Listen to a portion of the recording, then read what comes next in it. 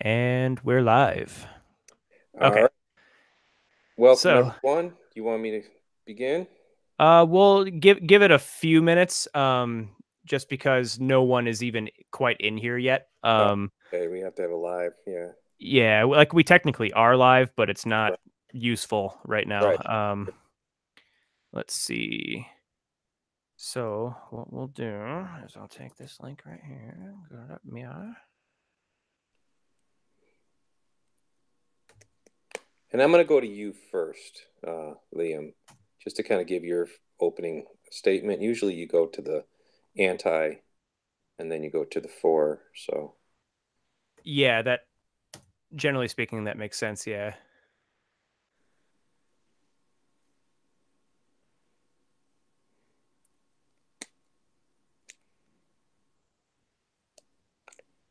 Yeah, hold on one sec. So, just as a test, I pasted the link into my browser to okay. just kind of see, and your updated profile picture is showing. It's not Huh. showing in our chat, but it is showing from what everyone else can see. I wanted to just see that Okay. real quick. Cool. So I just pasted the link in our group chat. I'm going to post it in the barge right now. Paste. Get in here, you fags. There you go. All right, I'm going to just copy that whole message here. Copy. Bam. Okay. I'm going to paste it here.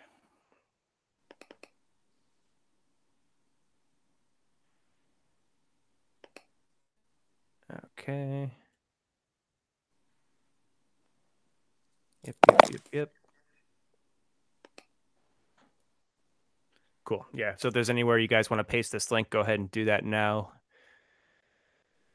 And I used to be able to host some of these live streams a long time ago, and it used to show how many live watchers we had, and that feature for some reason is not here anymore. Um, Hmm. so I would say let's give it like a full minute or two from now, and then we'll just start. All right. Um, let's see. So here we go. The project, of course. Gotta rope those queers in.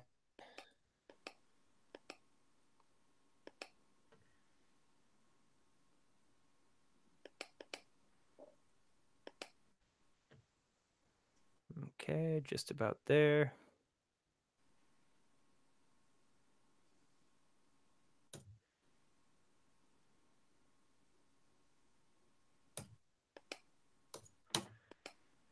Cool.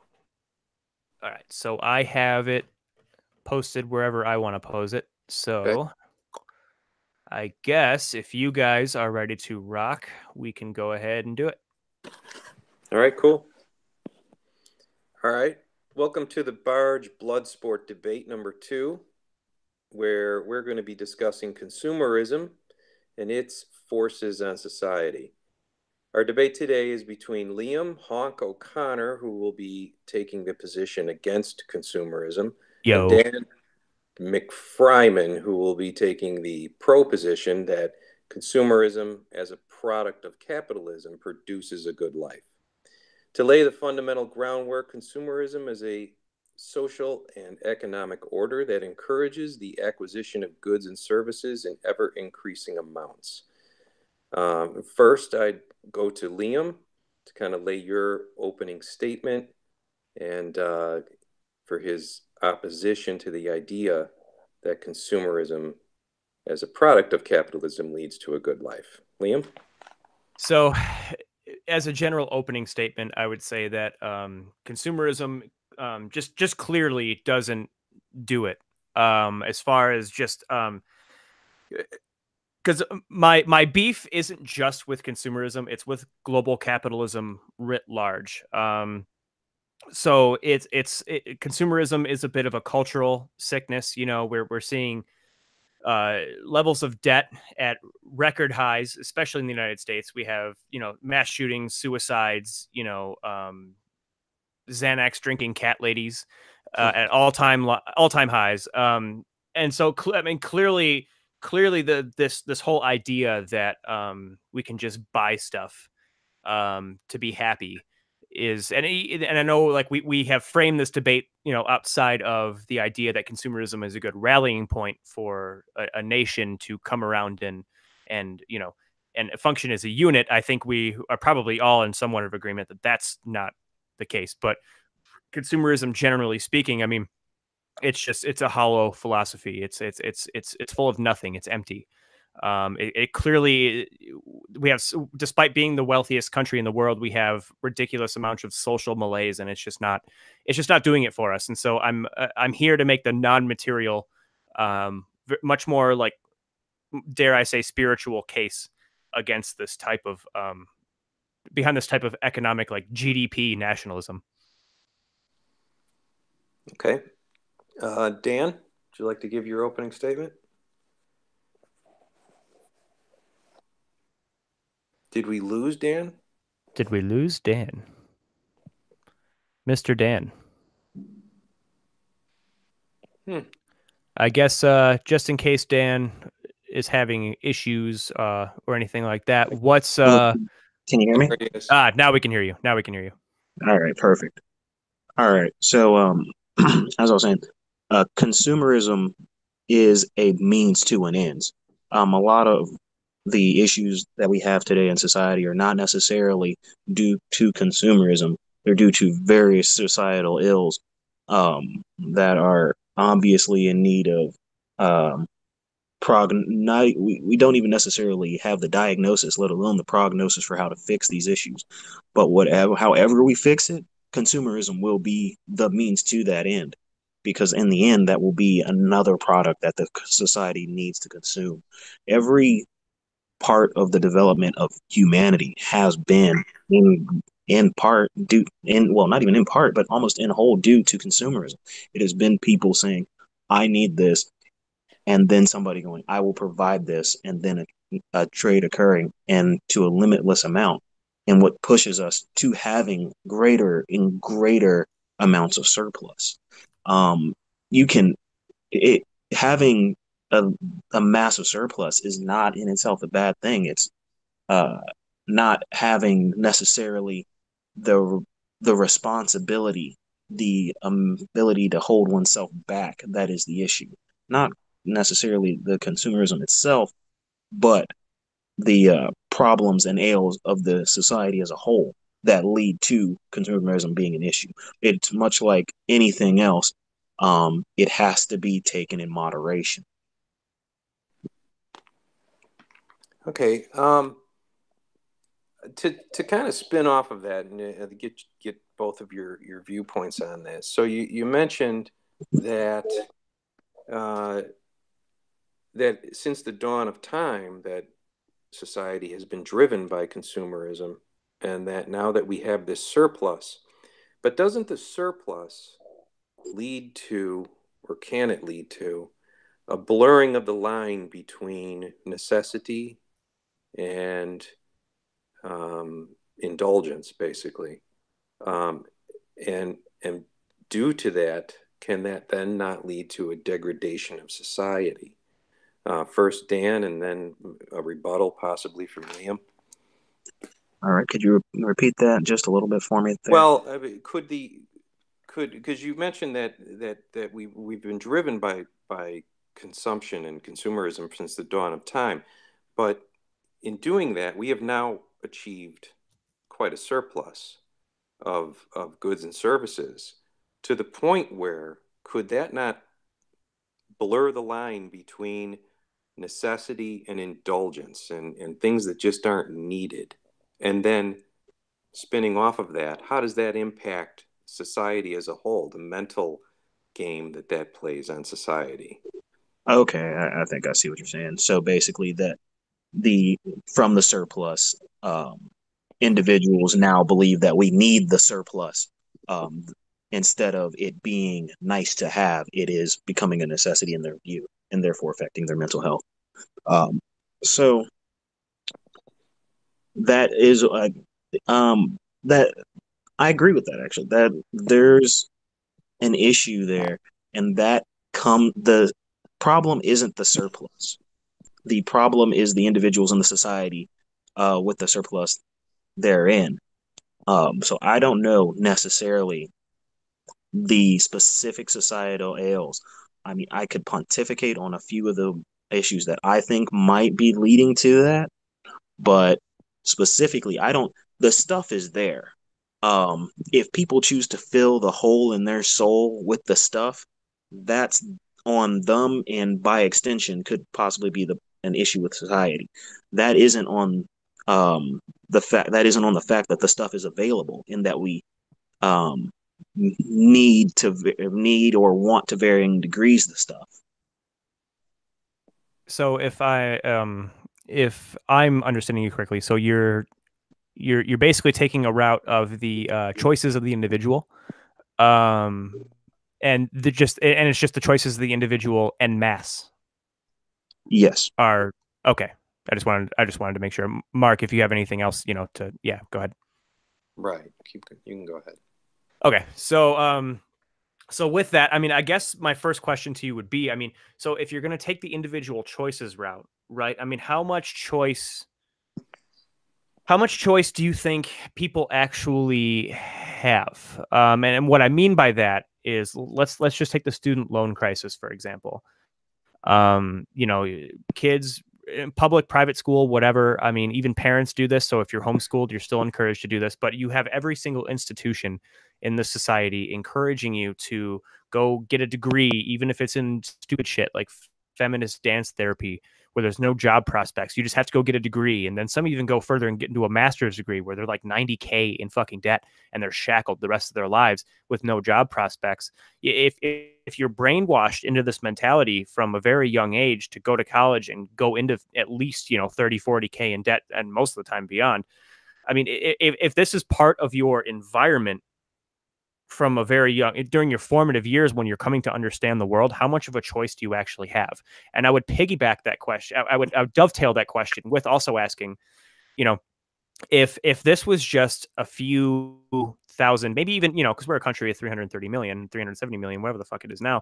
So if this was just like a few 100,000 people, who were just this shackled in debt and there's nothing they can do and they're just totally isolated from the world because of it, and their lives are destroyed because of it. If this was just a few 100,000 people or a small percentage of the population, I'd be inclined to agree that yeah, maybe it's some individual choices and maybe it's just we should learn that lesson from them as a society. But we're talking about like a huge percentage point of Gen Xers and millennials who are just shackled with this unbelievable amounts of debt.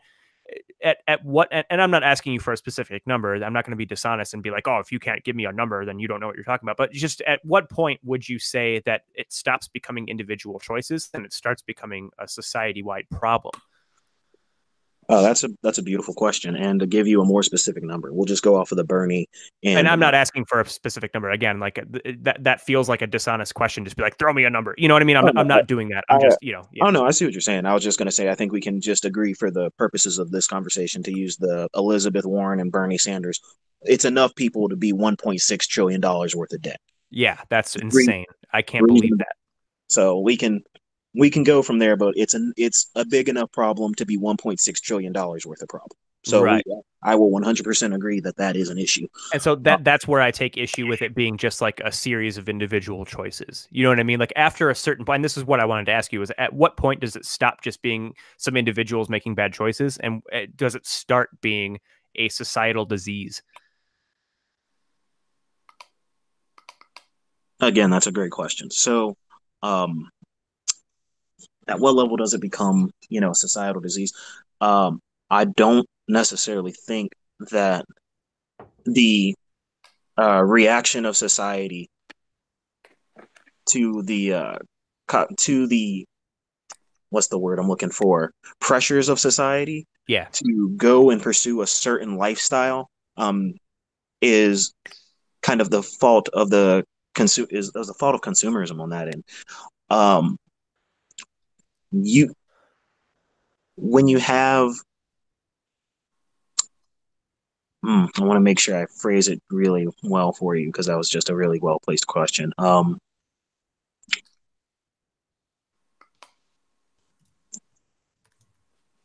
When you have a society of as many people as we are, and we all have to meet each other's needs, the main issue that you're pointing out, then where we have we'll say, well, like we agreed, $1.6 trillion worth of debt and people Yeah, trying it's to nuts. meet each other's needs. Um, it's because we haven't actually phrased it in exactly the way I've just said it here. We don't have $1.6 trillion worth of people trying to meet each other's needs. We have $1.6 trillion of people almost trying to get away from a consumerist mindset. Most people didn't go. I want to, yeah, I'll go ahead and say that. From my perspective, most people don't go to school or didn't go to school in the past. It's to with the mentality, I'm going to use my life to help meet somebody else's needs and they're going to help meet mine. And that's how I'm going to get my things. No, they went to school with the mentality of I want to do A, B, C, D with my life. And this will be a means to that end. Instead of they had the wrong goal in going to school um intrinsically. And it, so when we taught all of when we taught our entire country these ill values and we said, hey, you need to go to school, period, without providing them with the guidance necessary to make that an actual fruitful endeavor, uh, that was that was the issue. And then on top of that, having our government come in and make it all the easier to spend excessive money and said, "Hey, you just go do this, and you're gonna be happy." Or if you follow this path, if you and make sure, because I'm pretty sure me and you are. How old are you? I'm 30 this year.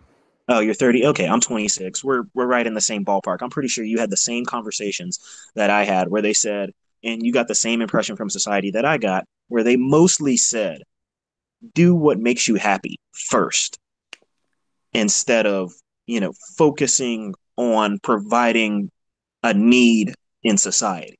I would push back on that a little bit, just well, in a few different ways, but I'm going to let you finish your point. But just on that right there, what you said, I mean, at least when in the school I went to, it was much more of orientation freshman year of high school. You had to write down on a piece of paper what you wanted to do with the rest of your life, and you had to decide that. Um, and that's kind of a fucked up thing to ask a 14-year-old, just on its face, but yeah, I mean, it wasn't, at least as far as how the idea of college was presented to me, it wasn't about what makes you happy. It was what you wanted to be, how you wanted to identify yourself as a cog in the economy. You know what I mean? Like what title did you want to put on your interchangeable cog in society? Um, and I'll just push back and say that my experience is different. Again, we're kind of in anecdote land, and I'm not saying that's useless, but I just wanted to push back on that one thing. Anyway, continue. Okay, I see what you're saying. It seems to be two different ways of perceiving the same thing. From my perspective, at least, to think of yourself as a what do I want to do? When I hear that, it's what do I want to do? It says that to me, that says I fill in what do I want to do to be happy, not necessarily what do I want to do to fill a cog in the machine, because I think that would actually be way more useful. Um, but the majority of what I said beforehand kind of fills in for what I was saying is, yeah, it ventures into the area of being a societal ill when you aren't teaching, when you've done what we've done and you haven't taught people. The world revolves around what you can do for each other, and you need to figure out how to be the most useful you can to each other. Instead of teaching them, you need to figure out what you want to do. Yeah, Period. and as far as what you say there, I mean, I don't think, like, you know, I so when it comes to, like, how do I phrase this? So when I don't know if you're a libertarian type, so I'm not gonna, like, put words in your mouth and say that's what you are. But just as far as, like, the pro capitalist types, I guess is the best word to put it. Their general claim is that, capitalism is, and markets generally speaking are based on what you can do for others, right? And that's what you just said. And honestly, like, as someone who's more into, like, the nationalistic socialism element. That's where I come from. I come from more to the left. But I'm not going to disagree with you in that regard. Like markets are the superior setup for economics. I don't know if there's anyone like I feel like anyone who says markets aren't the superior option as far as everything else that's been tried up to now. I don't take them as a serious person. You know what I mean? Like Marxists and mutualists and all that shit. Like obviously markets are the best way to go. So I don't disagree with you on that fundamental level. What you can do for another person, that's how you add value into the marketplace. And so, but also on that point though, I do feel like that's like that feels like you can't just take that as something you can it feels like that's something you read in a book, you know, but then when you go into the everyday marketplace, you know, you've got a whole bunch of, I mean, basically, like once you get into the actual real world, you have things like all of a sudden you're a worker, and now you have interests along with the workers beside you for, you know, basic protections. Uh, Going off into another, you know, not to go off into another tangent there, but you kind of see what I'm saying? Like that feels like it sounds awesome reading about it, but when you go into the actual workforce, there's a lot more to it than just providing value for other people. Yeah, I see exactly what you're trying to get at. Yeah, Basically, that when you have a bunch of people who are around the, not to work too much class theory in there, but who are in the same wage bracket and you are in the same industry, um, it's not as easy as I'm going to do this job and I'm going to do it well and I'm going to be compensated fairly in an honorable system. It's not that easy, and it's pie in the sky to think so. It, correct. And that's what you're trying to say. yeah, that's exactly what I'm trying to say. And not to derail, I don't mean to send that off into a different tangent. So me relating that back now, I'll say that you know, when you're in like your high school days, when you're asked what do you want to do to provide value for others, or what do you want to be when you grow up, you know, whatever the case may be, um I would argue that it's more of a what do you want to be when you grow up and not what makes you happy, because like let's ask ourselves here, and based on all of our experiences here, what's the more classic American question, right? Like, what makes you happy, or what do you want to be when you grow up?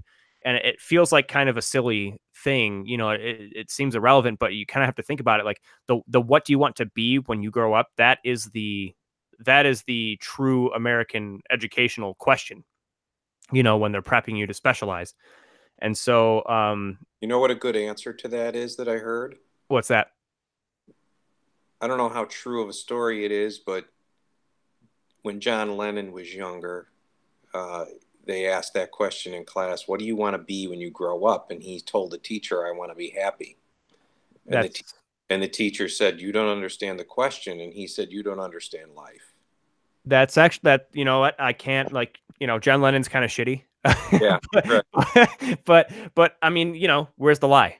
You know, and so I guess how this relates back to where we're at. So like, and how the student loan thing and how the education system, that whole nightmare relates back to what we're talking about is, you know, these teenagers are convinced from their formative years to shackle tens of thousands of dollars in debt for a degree that's not going to pay off for them, and where they're not even like, you know, I'm not going to throw out any names, but like my girlfriend has a degree in education. She's smart as fuck, but now she's a personal trainer.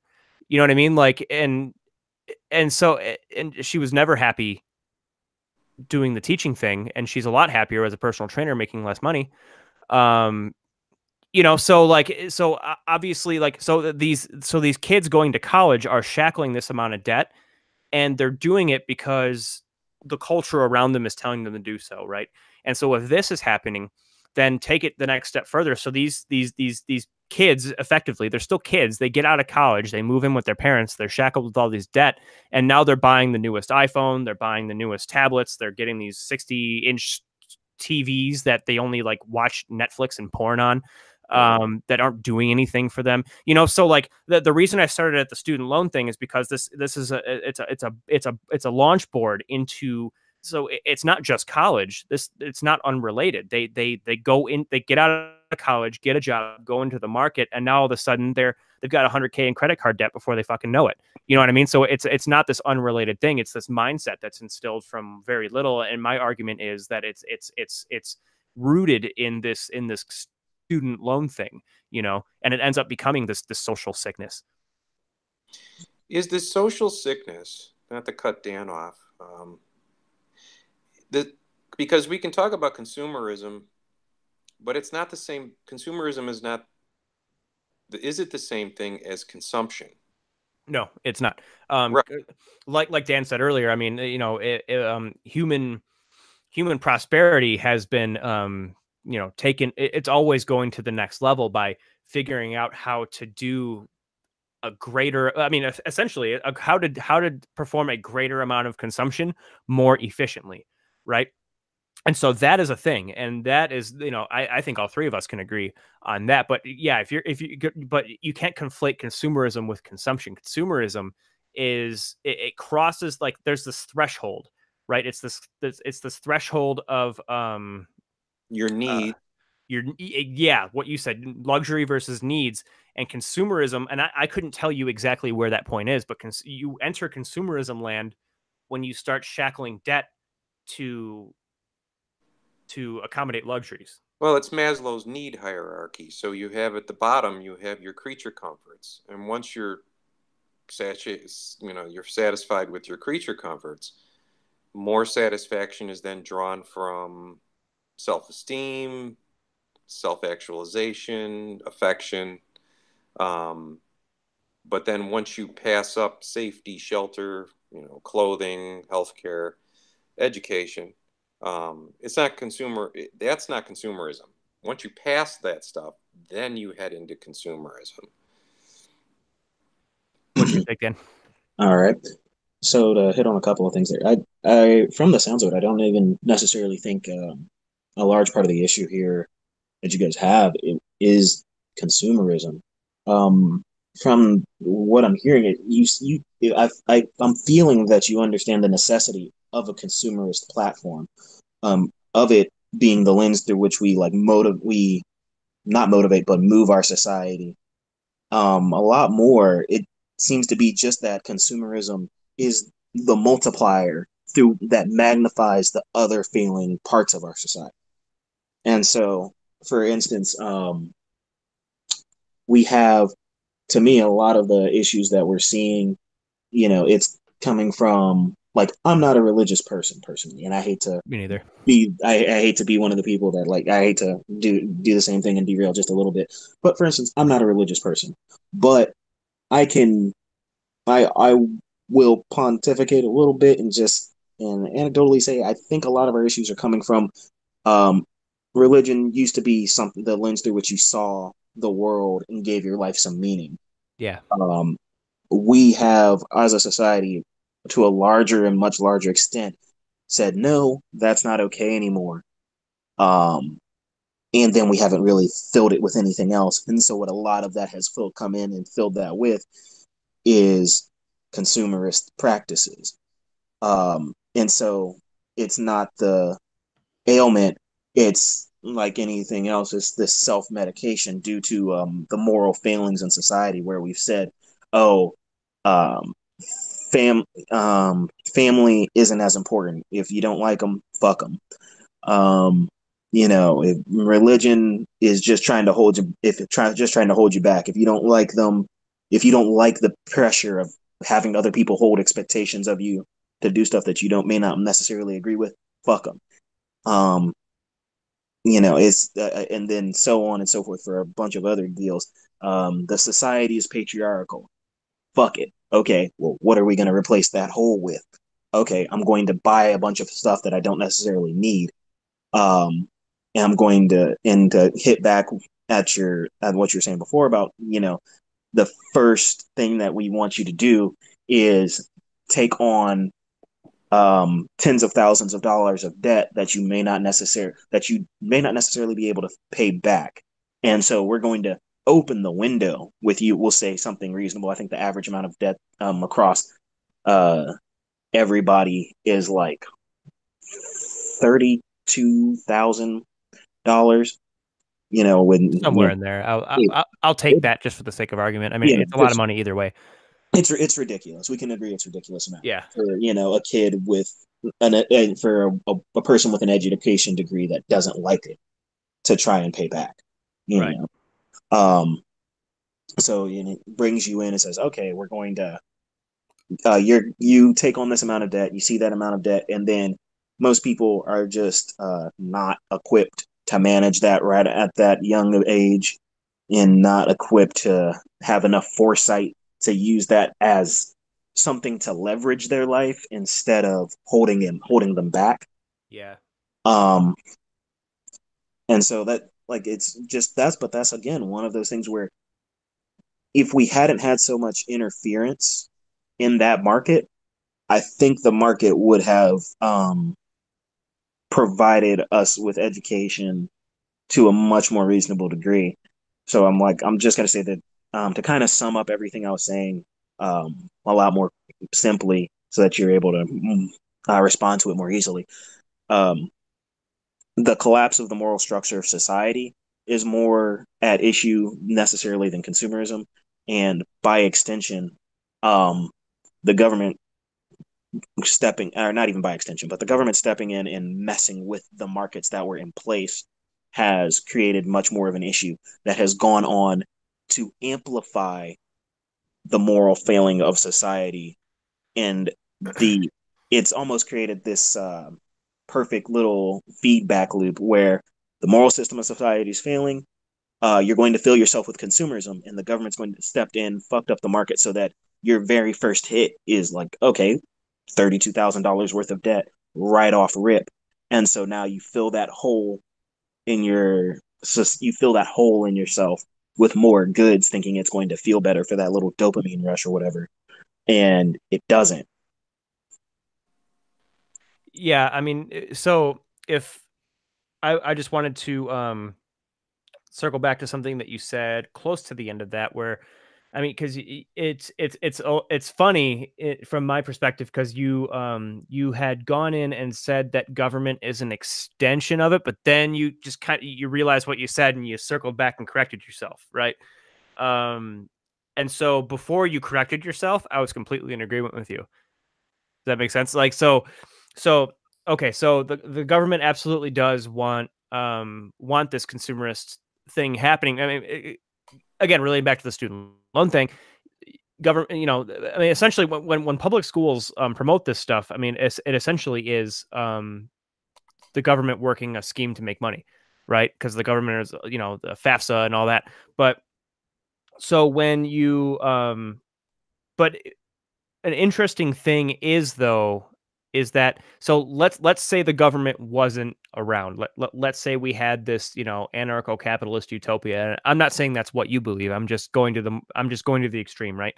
So if we had this purely market system, I don't see a single reason why this consumerist culture wouldn't be even more ramped up, because now these corporations are completely unleashed on everyone. And so let's even walk that extreme example back, and let's say we had a free market capitalism thing where government is just like the night, just the fly on the wall, the watchman, just making the referee, just making sure everyone's being fair. So that would ultimately imply, probably private schools. I would assume, like, all private schools. And so, but then, you have the situation where there's absolutely nothing now stopping these corporations from going full in. Because if big business purely ran the culture, and government didn't have a hand in it, I would imagine it would get worse, because that's totally in their interests. They want people to just go out and start buying stuff. And so, harking back to your example earlier, where we kind of have this paradigm where, if you don't like the patriarchy, fuck it. If you don't like the religion, fuck it, and all this. But what essentially happens from that is, like you said, the dopamine rush, right? So you it's whether you have government involved or not, I guess, is my point, is that you're going to have degrees of this situation regardless.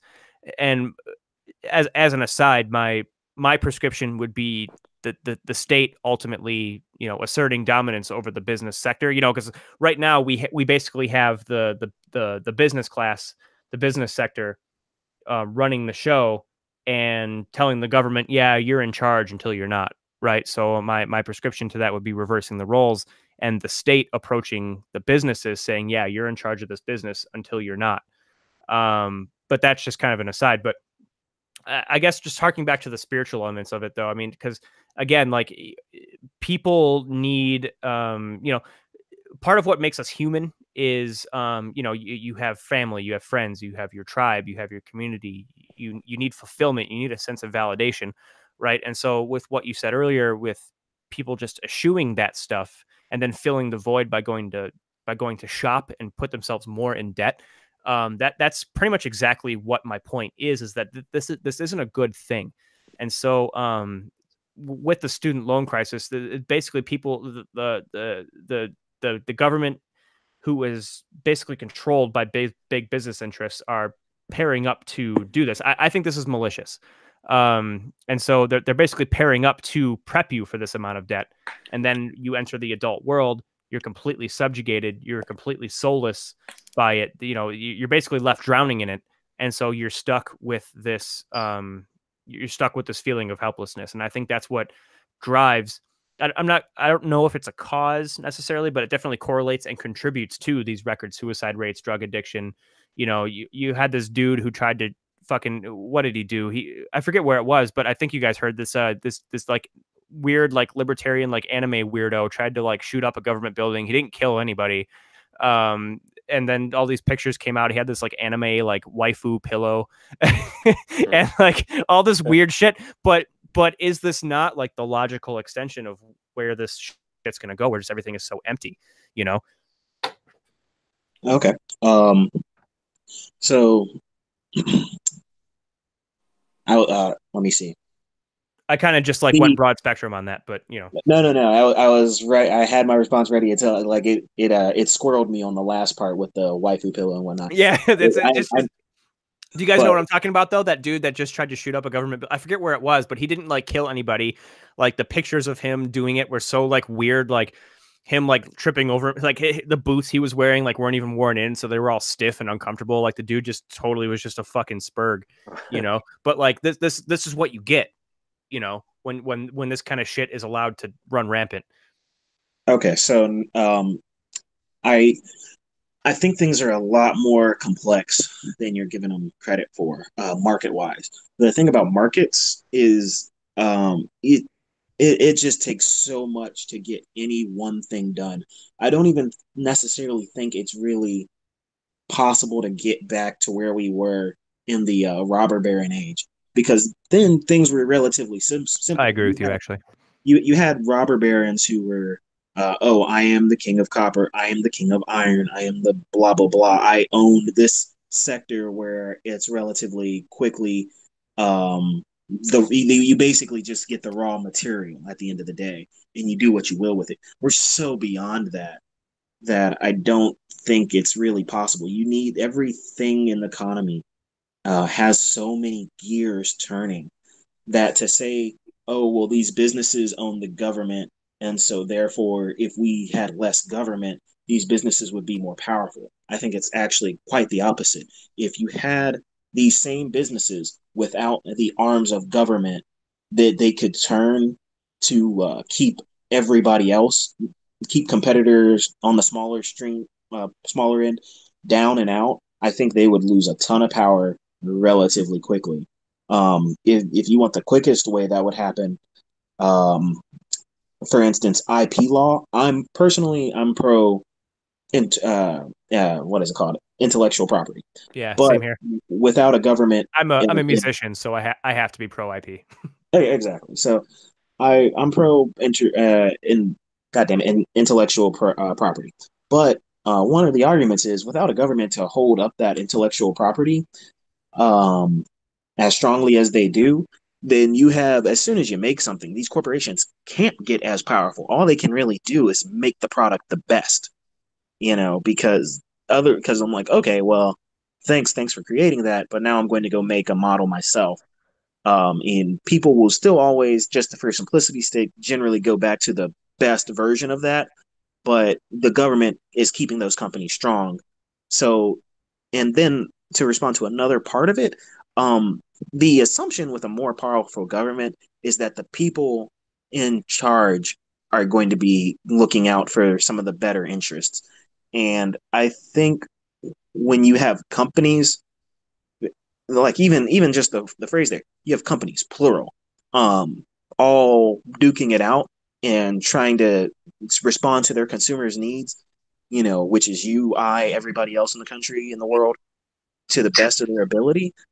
That's going to generally turn out better than you have certain individuals in the government who are constantly vying for, at Machiavellian bullshit to try and gather more power, and then in the best possible scenario, you end up with governments who are relatively benevolent and actually want the best for their countrymen, and I that just would doesn't happen. And that happens so rarely that I think it's far more reliable to rely on companies relative to government. Well, it happens so rarely because the incentives of this current paradigm set that up that way. And for example, so like, remember like around like the year 2000, where if you said corporations ran the United States of America, you'd be called a conspiracy theorist.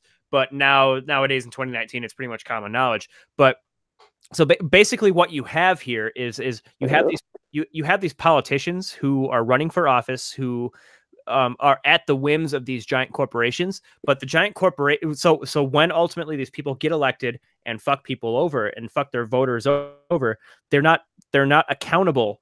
The companies anyway are not accountable. The people who are really in charge, they're not accountable for the things that they pay their politician that they have bought to do.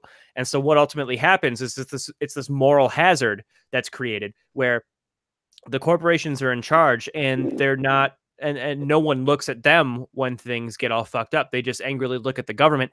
And so instead of going and doing something about it, people have this democratic, and I know we're a constitutional republic, but they vote for their representatives, so it's democratic in effect. Let's not get into the weeds on that. But so they have this thing in their heads where, okay, we're just going to vote harder next time and things are going to change. We just saw this with the Donald Trump thing where, and I was one of them, I'll admit, but people got swept up by this whole like drain the swamp thing, and people bought into it, and now look what we're getting. We're getting, George Bush the fourth at this point. And so what I guess generally what my point is in the situation that I'm proposing is what I'm proposing to do is putting the aristocracy that actually rules things behind the scenes, putting them front and center. So making it less democratic. So those who are in charge, you put them front and center. And when they do go and do things that are against the interests of the people are more inclined to just go cut their heads off when they fuck up, right? That there's more accountability in this kind of a system. And so that's where I would push back on this idea that like that without you know what I mean. Okay, so if you attempt to put those people front and center and give them more power, you end up with just we've kind of seen what happens when you have strong men, and we'll even say let's say that you end up with like a nationalist council, um, where it in of the most fascist way possible, where it's literally just the most powerful leaders of the most powerful companies come together to decide things. Um, and so with the hopeful end goal being the prosperity of the country. Um, the issue that happens with that is just that uh, if they disagree, if they don't like with so much power, if they don't like what they're saying, they just kill you, and they kill a lot of people. Until hopefully people rise up and overthrow them, which is gonna get harder every time, just because they have a lot of, but as the tech gap gets bigger and bigger, they just have a lot more ability to kill you than you do them. I would kind of outside, okay, well maybe we can do certain things like that. It'd be almost a meritocracy, sort of feudalistic state. But Yeah, that's a different thing when, you know, I can be like, well, fuck it. Me and Liam are going to rise up and just get our swords and a couple hundred men together, and we're going to start building this rebellion. Yeah, that's not going to work anymore as time goes on. So we can't rely on the um, power of a strong government. And the only way I would even you would hate the way that I think this would even begin to work. So if what you're saying would begin to possibly transpire and have any chance of working and holding people accountable, you'd have to have nearly completely open borders. You'd have to have the ability for people to go, well, okay, this guy's a piece of shit. I'm out of here. I'm going, you know, and being able to vote with their manpower and just up and leaving because fighting them's not really going to be an option in the future. Um, but And losing always should be. I understand the perspective you're coming from, and you know, the mention of open borders just completely opens up a whole different range of where the discussion can go. I don't know if the moderator would allow this or not. I'm gonna leave it up to him because we'll be getting off the consumerism topic Yeah, if we start talking open borders here. yeah, you're venturing off into into a different land. But before we get there, okay, so I just want to go back to a point that Dan made about, and it kind of is his underlying um, idea here is that consumerism, we we buy things and that leads to better products overall. It leads to better goods and better services, and it improves life. And I guess you can say that that helps to make life more fulfilling. But ultimately, I think you can both agree that it has become a monster. It's become a problem in that society has taken consumption and turned it into runaway consumerism where we're just running up debt and buying shit we don't need and things we that give us that immediate dopamine hit and so forth, and government wants it that way. And but what would you my I'll just give my view in that you say consumerism leads to a more fulfilling life, but I would say big ideas lead to a better life. So I'm inclined to agree with that. you go back to 1963, so or 62, I forget when it was that Kennedy decided, hey, or was it 60 that he decided, hey, we're going to the moon. That idea took a decade to see fulfilled, but it drove an entire society. It was something that we set our sights on and we rallied behind as a nation, and we did it. And we came together and we did what seemed only 10 years prior to that impossible. Like it would nothing like that would ever happen. But it gave us a drive and a fulfillment and a feeling that ultimately, if you look at the need hierarchy, that's the next thing you need after your consumption, after your basic needs are met. All right.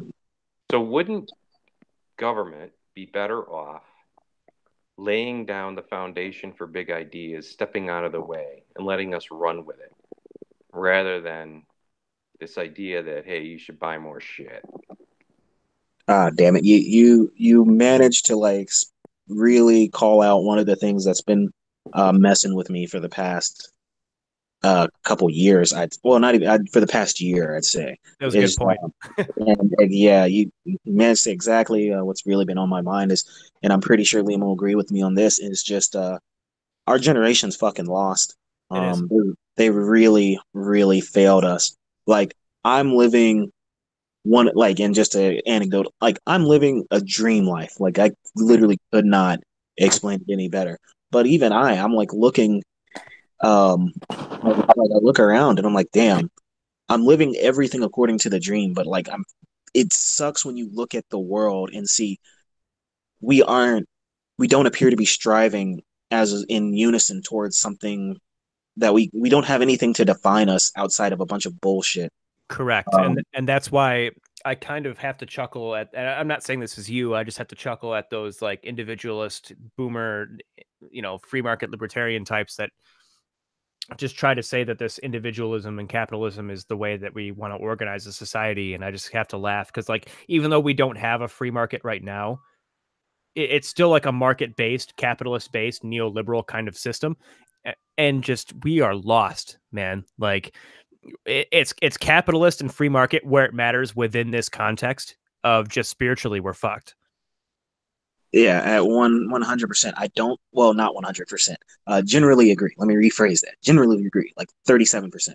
Um, um, but we're definitely 100% spiritually lost because our leaders have failed us, and we can see so much past the bullshit to know to the extent that they have really, really failed us and how they continue to fail us every day. Yeah. And We know that we're capable of greatness, of great things as a society, and we can all come together to do that. But they're not leading and giving us that opportunity. They're enticing us with shiny trinkets and And hope. oh uh, yeah, and then to even I'm like even on my end, um, I I don't like Donald Trump, but I 100% think he was like the person I hoped when he got elected that would shock people into like running with better views to inspire us because this is the app because he is the absolute, you know, run through a sieve essence of how bad things have gotten with our leadership. I'm like he is a symptom. And we need people to step up and stop feeding us bullshit. and And I think Trump ultimately showed us, to your point, I think you're right. I think in just a slightly different way, where I think Trump showed us all that electoral politics is not the route we have to go to change things. Electoral I'm politics is futile. I'm like I actually come out on the opposite end of that where I say Trump showed us that we have the power. Like we can they like it's the system's not rigged. If you vote a good man into a good person, I don't give a shit. If you vote a good person into office, good things can happen. Well, But we keep electing shit. Trump rode on a far different platform than what he is, though. In reality, even more so than like this is the most Trump is the most extreme version of lying ass politician that I've seen in my whole life. He essentially went from America first, workers first, to global cap, and once he got elected, he's global capitalism and Israel first. That is such a huge fucking just blatant betrayal of everything that was turned. It's just nuts. I haven't seen anything like that in my whole life. I disagree that he's global capitalist because trust me and the rest of the capitalists stroking our fucking coin purses were needing that Trans-Pacific Agreement. I mean, we've made our money other ways, but still, Trump has done so much to hurt us in the major capitalist stock market community that I mean, we've made money regardless, but Well, I was gonna say because the stock market's doing really, really, really well under Trump, but like who and going back to the original, the first points we were making in this conversation. I mean, Trump's gonna run 2020 on the stock market doing really well, but who actually gives a fuck?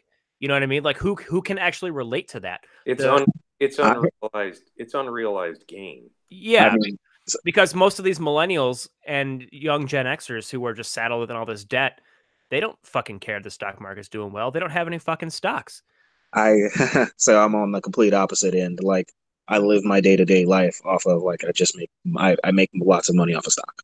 I have a So buddy like that too, and so like I get it, but like you know 70 the and don't hold me to this number. It's a colloquial number here, but like 75% of the rest of the country has no fucking has no bearing on how well the stock market's doing. It kind of like that somewhat unrelated example, but it does circle back. So like that Slavoj Zizek debate versus Jordan Peterson, like you just kind of have to find it funny that like when Zizek didn't argue his point based on materialism and GDP, that that Peterson was just like a fucking derpy deer in a headlights. He was just totally lost through the whole debate.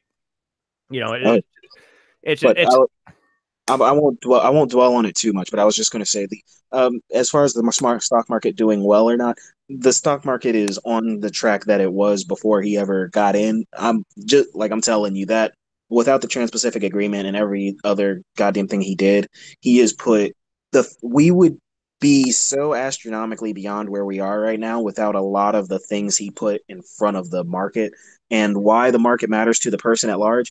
A lot of people say that, oh, the market doesn't matter to most people, but I assume I would hope that your parents have retirement accounts. I know mine do. I know I have my retirement account. Everybody's retirement account is invested in the market. It's that's your, if it's doing a year over year gain, that's not the bank. That's your money in the market growing. But And that when can you pull it wipe out, so fast. uh, could you So repeat that what for do I me? so if I'm 20 years away from retirement, what do I give a fuck? So if my stock market, my 401k and my other retirement, if they're doing wonderful right now, how is that helping me from 20 years from now when 10 years from now the economy takes a huge shit because we're jacking up deficit, debt, and everything else and having a grand old time? Yeah, I mean, we're at like a 15-year like bull run in certain equities. Like it's coming down soon. I mean, get the fuck out of here. Okay, so I'm not gonna bog us too down because like this is my that like I love this as a subject because this is what I do on my daily. Um, but the like I said, I would love to hit you up in private for advice on these matters as well, just as a side note. so what? Yeah, why this matters? Well, the market, the market is a reflection of human productivity at its core. So we're not there.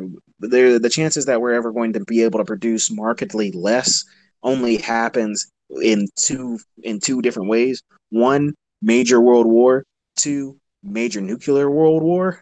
Or major nuclear war between any two countries would put a pretty massive damper. So it's better to bank on the market, on human productivity constantly becoming higher. So if it takes a shit, it's only going to take a shit temporarily, like we saw in 2008. Um, but so that's why it matters. So if it's, and I'm so like I'm saying, it's doing okay, but Trump has really hurt us. Uh, Hmm. it would be markedly ahead of where it's at just because free market makes it go higher. It does. You know, the ease of trade makes the market better, Well, and we do I not guess have that.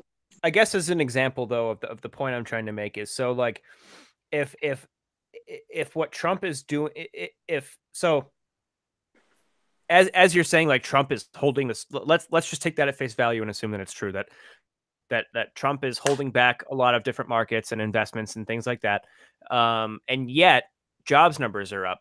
And they're actually through the roof, right? So that kind of that alludes to what my general ideology and just general philosophy, in general is that, the investment markets and I guess for lack of a better word, like the concerns of the bourgeoisie, to borrow a term from Marxism, but I'm not a Marxist. But it's an apt term. But yeah, the interests are generally at odds with those in the working class. So we have more jobs, and the stock market is a little bit down. Doesn't that just kind of doesn't just that just kind of allude to like the material wealth isn't like, I guess just basing things off of GDP and stock market growth is just kind of gross, right? That's alluding to the emptiness a society has. Like, and you were saying earlier that you agreed that there is that certain bit of emptiness there. So how exactly do you square the circle? Um, could I ask for a slight rephrase, or I'll repeat it to you to make sure I'm understanding exactly what you're saying? Yeah. So, you're saying that um, as the higher throngs of society are doing extremely well, and um, we have more jobs than ever. Um, yeah, I'm gonna need you to rephrase that just a little bit for me, Yeah, and just yeah. give it. So you said, and I guess let me just ask you a true or false question real quick before I continue on to the rest. So you said that Trump has done a lot to hamper or hinder the investment market, right? True. Okay, but jobs are also at like, it might be an all time high, it might not, but jobs are really high. True. We're doing well. We're doing well. Okay. Okay. So we can agree on that. I don't know if it's all time or whatever. That could just be him bloviating. But so, to my point though is that doesn't that kind of show like and this is part of what the consumerism question shows is there is consumerism drives a wedge in between the interests of like the what you can call the bourgeoisie and the working class, right? So you have the upper crust and you have the haves and the have-nots, right? And so there if the haves are down a little and the have-nots are up a lot, doesn't that just kind of allude to the diametrically opposed interests that they do have, and how consumerism helps to fuel that lack of seeing eye to eye between the two levels of society? You know what I mean? Like consumerism seems to prey on the have-nots in favor of the haves, right? Okay, so I'm, basically I'm we're trying trying to to say, I'm trying to right, link back a little bit to the start of consumer the stuff. discussion. Yeah, Yes. So to get so you're basically just saying that if the market isn't doing as well as it should be from from the perspective of all of us dealing in the market, then but jobs are doing better than they ever are, doesn't it appear that they are a little bit are they're a little bit juxtaposed so that the slowdown is reflecting an increase in employment, uh, basically? not necessarily like because speaking of it in like purely economic terms, like it, it's basically just that the working class seems to be doing better under this situation where the I keep using the word, but I just don't know the other word. Where the bourgeoisie are doing less. You know. Okay. So, um, it's you. So I would, from my perspective and everything I know, I would think that you're kind of just approaching it from a slightly um off mark. And so Okay. we're doing good in spite of. We're doing all right as a society. Um, and the average person will be doing a heck of a lot. Yeah, and so here I think I'll rephrase your argument a little bit, to so that it comes together with mine a little bit Sure. better, so that I think we both understand each other more. Sure. So I'll say, so had the markets been a lot more free and perhaps jobs and trade flowed outside of the country, but at the end of it, it resulted in the bourgeoisie being ever more wealthy, but at the cost of the lower person. Their job is now somewhere else, and the bourgeoisie kept the margin. Um, Yeah, like jobs being but exported to and so Mexico and Korea and Taiwan. Yeah. exactly, and so us having slowed that down resulted in more job in the working class being altogether more powerful than it Correct. might otherwise be. Um, so there's two ways I could say it. And so the core of me wants to say, well, fuck them. Um, they, I don't necessarily owe anybody a job. If I want to hire a guy in Korea because he works harder or he does it better or he doesn't charge me as much, that's my prerogative as a free man. Um, but I don't. But that's just for me and the other hyper, capitalists and I'm not anywhere and near and bourgeoisie. ultimately that attitude doesn't relate to the working class, and ultimately that's a losing ideology. That that Oh, that's I that agree. that's something I try to get into the heads of the people in our in our Facebook groups that are all like super hyper individualistic and shit, and they say fuck them to the poor working class. I'm just like, okay, yeah, you're really gonna win them over with that. I, I agree. But that's a little counterintuitive. What happened? What we're experiencing right now, and I'm going to tie this all the way back in with colleges, Sure. is we're experiencing um a lack of what's the word I wanted to look at. Okay, so I'm going to tie this in and just kind of explain this as one of the other things I've been working on for a while. But so you have somebody who has taken, we'll say, we can say, feminist dance theory, but we'll just use something like philosophy, for instance. I do a ton of philosophy. I know a ton of people who've done a ton of philosophy. Um, I read a you bunch know, of philosophy amateur as well. I'm not like a educated like expert on it, but yeah, I mean, it's okay, important. so it's a hard job. It's a hard degree to monetize. You know, like Yeah, anything, most definitely. other things in the liberal arts. We're experiencing in our society an issue with monetization. It isn't necessarily with good jobs flowing outside of the country. It's with people not being able or not being trained to adjust to the changing country. So from my perspective, we be all have been a lot better off. And this is where we kind of get fucked over. We all got fucked over by the progressives because the world might be a lot better if not for these academics who all think uh, their liberal art is important enough to matter without monetization. And I assume you've seen as much of it as I have, where you have a lot of people in the liberal arts who are under the impression that I well, I have this knowledge, but and I like why can't I make money doing this thing that I have this knowledge in the liberal arts? It's not fair that some Wall Street fucker can make this money doing this when in the liberal arts we provide so much of what makes life worth living and we can't figure out how to and we don't have any money for it, and that's just purely an issue of monetization. So if these people had if our academics had forced everybody who has a major in the liberal arts to take a minor in the monetization of the liberal arts so they know how to sell their product in the consumerist model, and it's slowly but surely kind of even taking that turn. That's why you have people like Steven Crowder who was making plenty of money. That You have fucking dude, man. yeah, yeah, He's he so cringe. yeah, he makes a ton of money though. But He does. you see on YouTube, and even I know you because let's both be blunt. We both know the ton of the young how the right and alt right, for what we'll just call it that because that's what socially people call it, how Right. the alt right has gone in and begun to capture a more youthful crowd is purely through YouTube. You know, Partially. that's yeah, well, not purely, but yeah, partially through YouTube.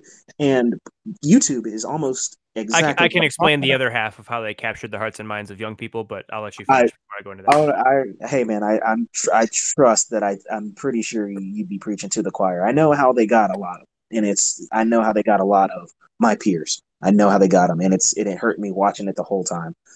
But the YouTube is an excellent method of monetizing the liberal arts, and it's showing that that is a possible way of doing things in modern society. If you can take your degree and then be able to show people and pontificate and really and tell them about the world, you can do that and make money. We It's didn't almost have like that. it's almost like corporate GDP nationalism is at the direct opposition to like actual intellectualism and philosophy. Um, I wouldn't say corporate, but I would say it could be complementary. But it's so they're so ivory tower about so much of their shit that they don't actually want to do what it takes to make money and actually provide services to people. Mm-hmm. And so that's where so much of the issue comes from. So to really put it into a succinct little tie with a bow here, the issue is with so much of this in the consumerist model is that the progressives and the intellectuals in the ivory tower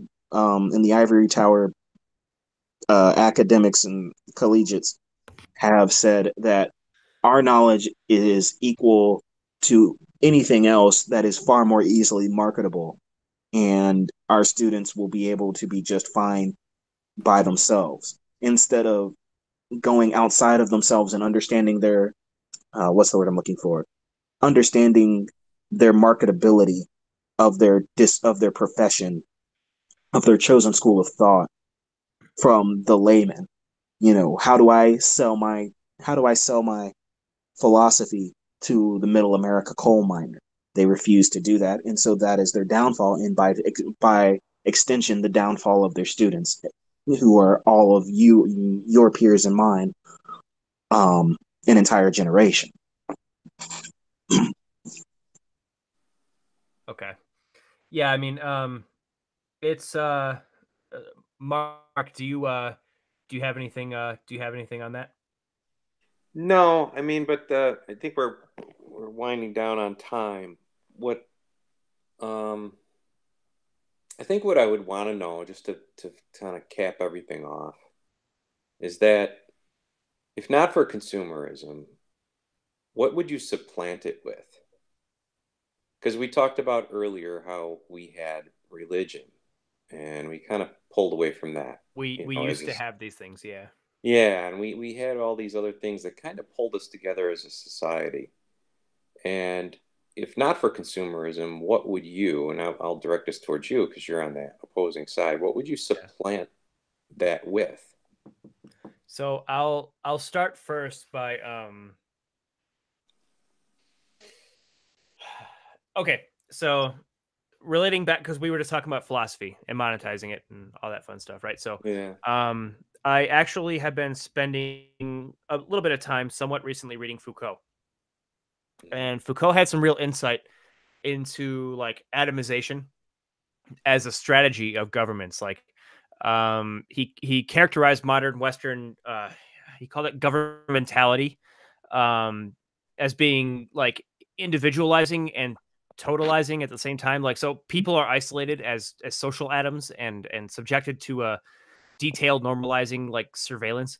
Um, eh, eh, Long story short, but basically, like it's like divide and conquer, but onto like the atomizing like individualist level. And and even though Foucault was really wrong on a lot of different areas, he had a lot of problems, but he was good here in in that respect. And so relating back to this consumerist thing is that yeah, I mean that absolutely is true. I mean, if you're wanting a divide and conquer kind of strategy, there's no better way than to atomize people and isolate them to where they start, on one end you have women popping Xanax and adopting cats, and on the other end you have these men watching anime and trying to shoot up government buildings.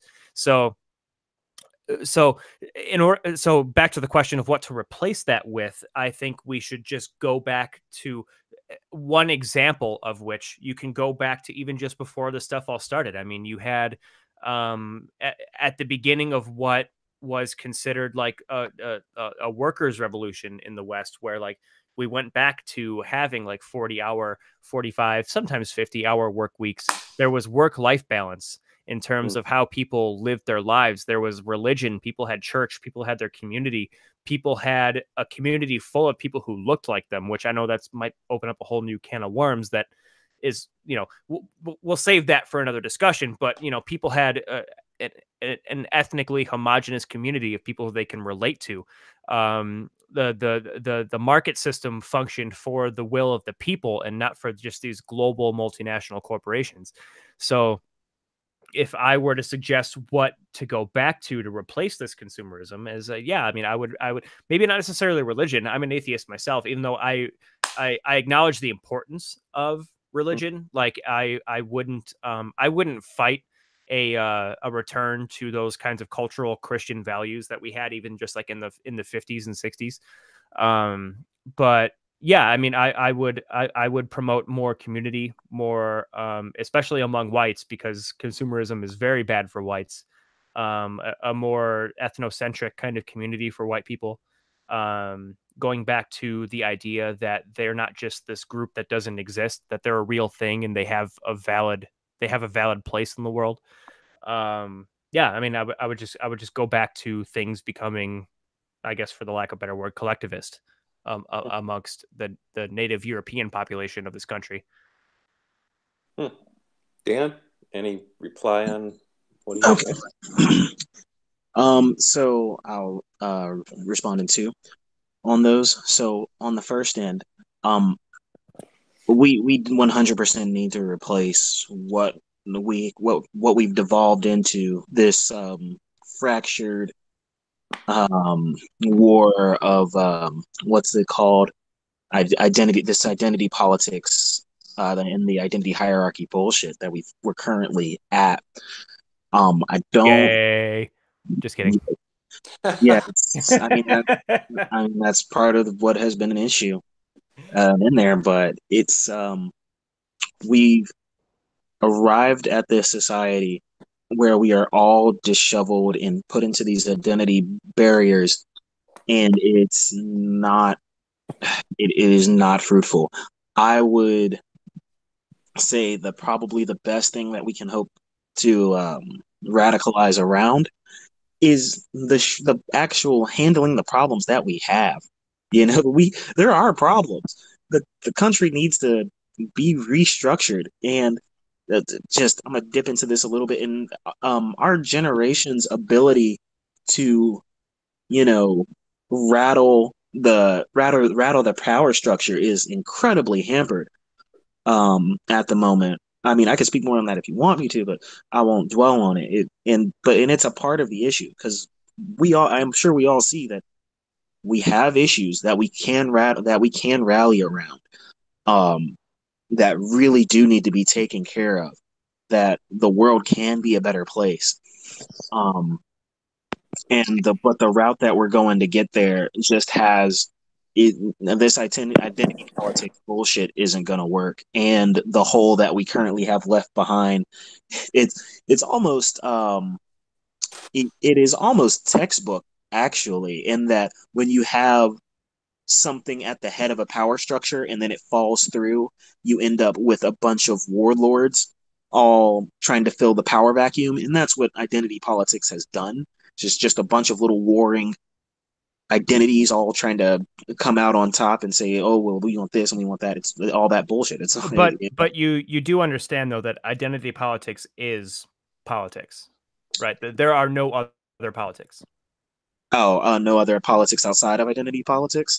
Yeah, politics is groups coming together and expressing their interests. There is no other politics but identity politics, and that's my main criticism of conservatism and individualism in general. Well, for one, it lacks mojo, right? It lacks that Dionysian energy that that successful movements need to get their way, but also it's just this yeah, I mean, it just doesn't have any like mojo, you know. And it doesn't engage with reality. There's no like what the entirety of what politics is are caucuses and voting blocks of groups going Uh, after what they want.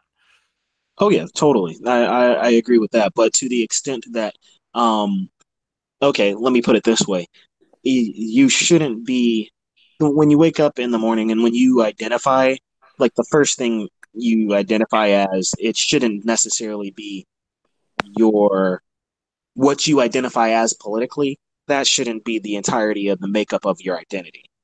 You see what I'm saying? The portion of your identity that is politicized should be a microcosm. I see that as I see that as an ideal, but if you were to actually put that into practice, all that means is you have a philosophy of losing because literally everyone else around you is going off of group politics while you sit there and poo poo it and everyone else just runs you over. It only works for whites. Yeah, I mean honestly, yeah. I mean Everybody else can have their identity politics, and it's no one sneezes or says anything about it. It's just like blacks can have their own little sector, and Mexicans, and but whites, oh no, you can't do that. Oh well, no. it's Well, it's what? it's that part as well as the fact that, you know, the only people who say identity politics is ruining the world are the only people who say that are like somewhat like middle to middle class, upper class white liberals. Those are the only people who say that. Okay, so well, white people can have their own identity And, and, politics. and It I just mean has to be. liberal, and I do, just for clarification, sorry to cut you off, but just for clarification, liberal in the classical sense, not like the American term liberal like a leftist, but liberal like, you know what I mean? Yeah, go ahead. Yeah, I know what you mean. So I was going to say, well, white people can have their own individual makeups. You know, like you see me say relatively often. White is Irish. White is German. White is, uh, white is Yugoslavian. White is Norwegian. Just not You can. Dutch. Fuck the Dutch. Fuck the Dutch. But when you bust it down, if you wanted to start an entirely German caucus, well, it probably wouldn't play well here. But you could start an entirely Norwegian caucus here and it'd be perfectly fine. Nobody's going to knock you for your Norwegian or your Polish or your Scandinavian or your Icelandic amalgamation that you choose to make. it's going to happen when you try and bust it down to white people because there is that background that can be accessed. Black people, they don't really have a background. There is no, you can't trust me, because when you go to Africa, they are Ghanan. They are not black in Africa. They are Ghanan. They are Rwandan. They are Congolese. There's Zulu, and I get it, Exactly. It but isn't. it's like white people in the West are the only ones who are subjected to this whole like, no, you're German or Icelandic or whatever. Like, white people aren't a thing. That's the thing that's thrown out there. But like, no one tells a black person like, oh, you're black's not a thing. You're a Zulu. But Or that's because the black people don't have any identity anymore. That was kind of busted down. That's I, all I, they have is Black American. But well, to put it juxtaposed to something else, even though you have very little like Latino amalgamation, because the Cubans and the Dominican Republicans and the Puerto Ricans and the Brazilians and the Mexicans, they are all distinct relatively. There might be a little bit of come together on some stuff, but you know exactly what I'm talking about when you get into I the. do. I do, but when they come here, they're all Hispanic and they all advocate for Hispanic interests, right? And so, but You'll but what find. but what I would say with the whole, I mean, you bring up an interesting point, and maybe we should even like put a pin in this part of it and continue it at a later point because we are running out of time, like Mark said. Yeah. But let me just throw out there that but when it comes to Black Americans, I'm pretty much like, I'm inclined to think that they've even just become their own ethnicity and they've become their own identity at this point. Not that they have, not that they don't have an identity, you know what I mean? But they're coming to their own. They seem to be fulfilling that Nietzschean concept of becoming who you are. Because they have this they have their African roots, which is amalgamated a bunch of different sub ethnicities in Africa, and then they also have this European admixture, which just makes them different. So over the past like 200 years, like Black Americans have just become this different thing. Like, and this is also why, like, people strawman white nationalists a lot, saying like, oh, you just want to send blacks back to Africa. Well, kind of no, because it would be like cruel and weird to like force them to do that. You know what I mean? Like I'm seeing blacks more and more segregating, self-segregating. Oh yeah, They that they end. want they do they self know segregate, and but they they want it self not. segregate, but they identify as one group. They're not just this, So kind of like how listen, American whites over the past 200 years have come to become their own ethnicity. They're different. no, I think he's saying, I think I know exactly what he's about to say, because I know I hate that. I really hate seeing that shit too. And it's really, I want to blame a lot of the democratic power structures on that. And this is gonna sound bad, but I assume, and I've kind of seen it in person, and I didn't believe it when I first saw it, but I'm pretty sure you're about to start talking about how they're starting to do these. Well, we're going to do this just for we're doing this just for the black side, so we're segregating them off from all the other cultures, and we're going to do this specific ceremony, or we're going to hold this specific event, or you're not allowed, and Or it's like becoming. Harvard blacks want to separate from the white students Right. because whatever. They Yeah. want Exactly. they want their own schools. They want their own history taught. They don't want it. So they fought all this time, 1964, and all this bullshit of getting integrated. Now they want to segregate. Because it's So not about equality. It's not about equality. I have to hammer this into everyone I talked to about this.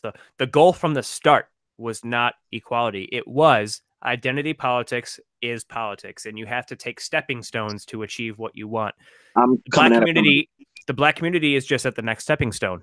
Now it's time to, it's not that they don't want whites to reject them. They want to reject whites. So I'm coming at this from a different area, and it's a much like how we're okay. So what's the guy's name that basically every conservative person, they blame him as the main political financier of progressivism.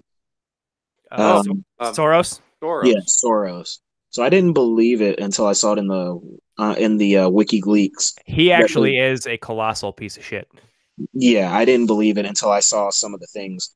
So I'm one of those people that when I see people calling saying anything that anybody that's against Muslims and Islam is racist. When I'm like, that's a fucking religion. How? And they're like, oh, you just hate brown people. Until I saw in the WikiLeaks that, oh, they're trying, the progressives of America at the higher levels are trying to reorganize Islam into circles of into an identity of brownness and not as a religion, so that they can turn it into a racial matter. And if I wasn't watching it happen in America before my very eyes, I just think it was a conspiracy theory. And so much in that same way that they are, you, you and I assume you guys see the same thing that I see. And when I'm like, what the fuck? This is a religion. When did disagreeing with this person's religion mean they were a fucking racist? What the hell happened? Every yeah, are you seeing Yeah, something? and or when did it become a thing where I can't like insult somebody's belief? Fuck 'em. Exactly, exactly. Like it was a progressive, like, cornerstone to be able to talk shit about religions until recently, and where now we've transitioned to Islam is now brownness, and if you disagree with the Uh-huh. religion and the Well, fundamentalism, then you are racist. the That's bullshit. And to finish it off, and that same mentality is the same progressivism bullshit that they're leaking over to Black America. I really don't think much of Black America is trying. They are being galvanized by the leadership to say, oh, we're going to segregate, we're going to do this, we're going to do that, because when you can get people to rally around that, you can get people to vote based on that, and it'll rile people up. And so that, I don't think, is necessarily the fault of the Black community so much as it is the progressive and democratic leadership galvanizing the common black person into being more, what's the word, dogmatic. yeah, and and I'll get this out of the way, and then we'll probably do like closing statements and stuff. But the left has evolved in a lot of weird ways, and I guess relating back to some of the original topic of discussion here is that even even in the last 10 or 15 years, the left has evolved from like they've evolved to completely abandoning the working class to completely supporting global capitalism. So like the including the progressives. And so it's kind of just a weird, yeah, I mean the left, especially the far left, has evolved in a very strange way, and I almost can't like wrap my head around it.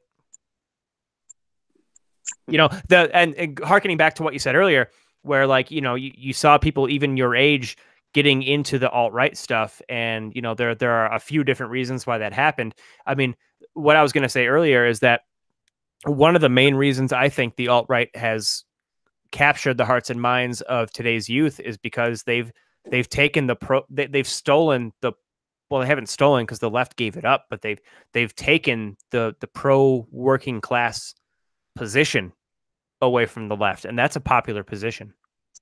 See, I was on the other side of that. What I noticed in my peers and what I felt the whole time it was happening was, and when I was noticing it with I'll just call it the rise of Trump, was every and gosh, a friend of mine put it perfectly. If you want to be a white male progressive, then you have to be self-deprecating. You do, yeah. Yeah. And like that he put it so succinctly and perfectly. And so to have that as a part of your identity, you have to be at some level self-deprecating. And if you have, You have to be the king of honor, as a white bat, you got to be the king of the blacks. Right. And so yeah, that's exactly what it is. And so you have all these, young 20, even sometimes 30 something year old progressive white men who are seeing what's happening, and they see like, okay, so I have on one side, I have these people who are making me talk shit about myself.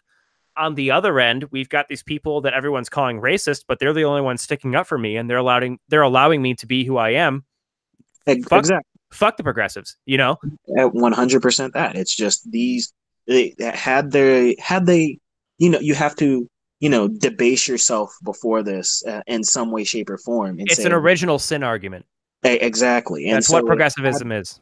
100% agree on that. And so that's what happened to so many of my peers was I just watched it and happen. I'm like, I know exactly why this is occurring because But you're going to sit here and try and instead you're to in order to build yourselves up, you're going to knock them down when we can just focus on building everybody up. and so yeah, it is a big part of that. But then also, yeah, I mean the alt right has stolen the again. I say stolen colloquially, but yeah, that the alt right has taken the pro working class position as well, and I think that that's bearing a lot of fruit as well as far as how our recruitment and numbers go. I would disagree on that end, but yeah, I would Hey, strongly. I was staunchly against the alt-right at the outset in 2016, and I've come, I wouldn't say full circle, but a long way in understanding why they view things the way they do. Oh no, I understand. I'll just throw out there as an aside. I watched Mark kind of undergo this transition a little bit, so I can just say that what he says is legit. He's not making it up. Oh no, it's the most interesting thing. I'm like And we Mark, if you experienced want it. to, if you could go through that, then yeah, like Uh, explain well, like what your mindset is. I think a lot of it, I think a lot of it, the change in viewpoint didn't come from whites or those who are in the alt-right. I think it came as a combination between that and what I was just talking about before, seeing black people more and more segregating themselves. They want to stick up only for black people. Fuck white people. And this is how a lot of them are viewing things. And I'm just standing here like, well, why would I fucking join them assholes? Right. So if I have a group over here who wants to uphold whiteness and uphold society that we built, then I'm joining them. And so it eventually and this is what I say to the white individualists that are opposed to the alt right. This is what I tell them is eventually every day that goes by, you have less and less of a choice to join us. Eventually, it's gonna come to the point where you have no choice to join us because identity politics is politics. Eventually, whites are going to be a minority in the U.S. within the next 20 years, and eventually, you're going to be forced to choose. And, Are and you gonna minority and minorities are not treated very nicely in this society. So Yeah, and so you don't yeah, let's even accept the leftist premise that minorities get treated like shit in America. Do you want to be a minority? Fuck hell no, no, you don't. fuck no. So your choice of whether or not to side with the alt right, that choice becomes less of a choice every single day as time goes on. all right. Because there's only one group that is advocating for whites. There's only one group. One group, that's it. Yeah, so I don't necessarily agree with that. I will agree in to a just small portion that people that it's obvious that society the left really chose to basically screw over this segment of society. Just from my personal anecdotal, and 60 you whites are 65% of society, so they're choosing to fuck 65% over. I mean, oh no, they're not. They're if choosing to fuck over. You said 65%. They're choosing to fuck over what 32.5. white men, Yeah, but fair enough. yeah, because they definitely went all the way out to stick their neck out on the behalf of women, but But I mean, which is to varying degrees. you can look at pictures of Europe in the 30s of what happens when young white men are disenfranchised and decide to organize and march down the street. Yes, but I, I from my prefer and I prefer it not to get to that level, so I prefer the electoral politics route while it's still viable now.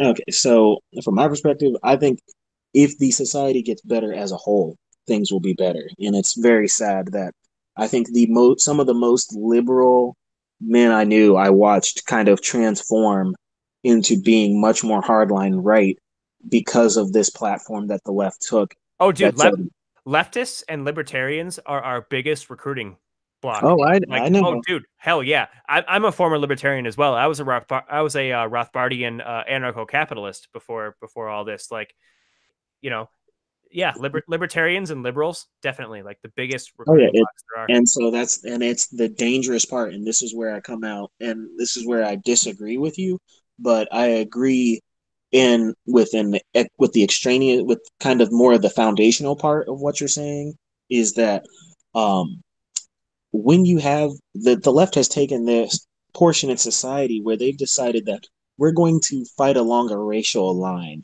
We're going to fight along the lines of sex, race, and sexuality. Um, Sex and sexuality, those aren't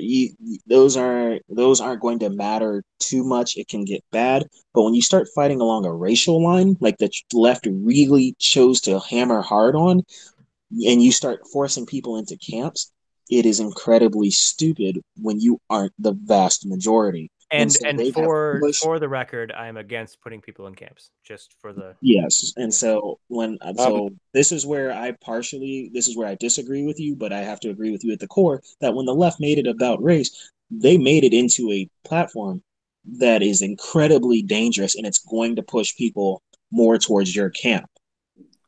And it's the absolute wrong way. They harped in on race, and then it goes into the stupid ass horseshoe theory where the ultra far left harps in on race, and it pushes people into the ultra far right recruiting camps. And it's fucking ridiculous, and it's almost I don't see how anybody can't see this to the level that humanity is can get very dumb at times, and this is obviously one of those times. I guess I would disagree with you at that point, but I believe we are pretty much all running out of time at this point. Do we just kind of want to take turns and do like, a 1 to 3 minute just kind of closing statement as to like what we took away from this discussion and, all that? yeah, I think we should do that. So, Uh, um, you can go first, as you went first in the beginning, and then uh, I Dan. mean, do you as a moderator want to go first and then I I'll go and no, then Dal go? no, I'm good. I don't have any closing. You guys kind of led the charge on the debate, so Okay. I'll let your statements wrap it up. Okay. So, I mean, yeah, I mean, I guess to close it out, I mean, at first I thought we were going to disagree, and same as the debate that me and Logan did last week. I thought we were going to disagree a lot more than we actually did walking in. So I was almost taken aback by the amount that of common ground we actually had, which was good because honestly, like it's just kind of one of those things where we it makes for a more fruitful discussion if we start on where we agree and then elaborate on where we disagree. And so, yeah, I mean, I guess from what I took from it, I mean, it's one of those where like, I just feel like the consumerism debate or just politics in general, like if you're just looking at the world, it's all in this holistic kind of sense where all these things are related to one another, and there's really no such thing as isolating things into this vacuum. And so while I feel like we have delved into different topics and gone into different things, I can already see the radical individualists in the group that's going to watch this are going to be talking shit, saying that it devolved. Oh, now you're talking about race stuff, and oh, now you're talking about. But it's all this holistic worldview, right? Like everything is holistic, everything is intertwined. And so I'm glad we got into all of these different topics, and I hope at least I was able to demonstrate how these things do intertwine, whether or not you agree or the viewers or listeners agree. Um, that I at least want to prove that the alt right has views that aren't just uh topic by topic. I hope I've demonstrated that these things are intertwined and that you can't necessarily talk about one thing without touching on a few other things. And so with that, I respect Dan's ability to make his case. I respect Dan's ability to make arguments. I uh I he made some compelling points, but then also, there's a lot of points I disagree with. So I just hope I hope me and Dan can do this again because this is fun. Even with you, Mark, you're awesome moderator, and I just hope we can all do this again. Cool. And All right. So yeah, I knew coming in that we were gonna have a lot more common ground. Personally, that wasn't surprising to me because I know, like I said, I've just had a lot of people in my life. I watched everyone get more hard right, and I saw what the left was doing, and I saw how much of this they the left really has underestimated how powerful spite is in human capacity. So from my perspective, most of the alt right has come from having a society that is going to say that said we're going to throw mostly we're going to throw men under the bus, we're going to throw white men under the train in order to try and make things better, and we're going to demonize this block hard and with regardless of facts, regardless, and we're not going to allow debate. So from my perspective, you know, I know, well, since I know a lot of people that went Liam and Mark's way, I feel that I feel that the best thing you can do for people that are going more hard right is talk with them in a reasonable manner before things get crazier. There's no reason things need to get crazier. You have to talk as human beings, and it's the best way to do things. So even if, you know, only more later on people hear this and they hear our conversation, this might be that last little kick they need to say, okay, a conversation, maybe there is some hope out there. Maybe I don't need to back some of these more hardline views because there are people out there who are speaking from my perspective. I don't have to. I don't have to throw. I don't have to give the baby and the bathwater and everything away. I can keep it. I can keep it all kind of swirling, and that was mostly my goal, is to state a lot of the things that I wanted guys like you to hear. That, from my perspective. Cool. Well, I think it was a pretty good debate. We got off target on a couple of times, but like Liam was saying, it is kind of a holistic. All these topics do kind of blend together, and blur. So, yeah, that was fun. We should shoot for some more controversial shit and get back on. That was number 2, so let's shoot for number 3. Yeah, the next most popular topic in the group is on police brutality, and so hopefully we can Oh get shit! yeah, so hopefully we can get Skip, and Skip wants to go. So if any of you, because I know Skip and Donald were looking to go, but I haven't. I was going to moderate, but I haven't received any messages from either one saying what's going to happen. So if anyone wants to butt heads with Skip on police brutality, hit me up, or Skip up, and But or what's Jay, Skip? whatever his name is in the group. What is Skip? What's his viewpoint on that though? We can. I'll tag you in the thread just to not waste a whole bunch of time here. But long story Yeah. short, is Skip. Let's just say he has a very good perspective on both sides. Yeah, I've read a lot of his stuff. Yeah, and so police brutality is going to be a good subject. So hopefully we can get that churned out in the next week or so. Cool. But yeah, thank you for all the listeners who are listening now and who would be listening in the future. We will crank out more of these as they go. Hopefully me, Mark, Dan, and Logan and Haney are not like the only 5 who actually have the stones to come in and do this. Gary. But yeah, so hopefully everyone got something out of this, and we will catch you next time. Cool. All right. Later. Take care. Enjoy your evening.